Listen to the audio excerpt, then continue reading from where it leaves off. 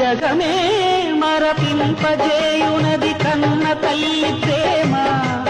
శిశువైనా పశువైనా తన తల్లి గుడికై పరుగులు తీయునులే. జననీ అను మాటలోని తరియుచు మనిషి జన్మ. ఇలనైనా కలనైనా ఆ అమ్మ రుణమే ఎన్నడు తీరదులే.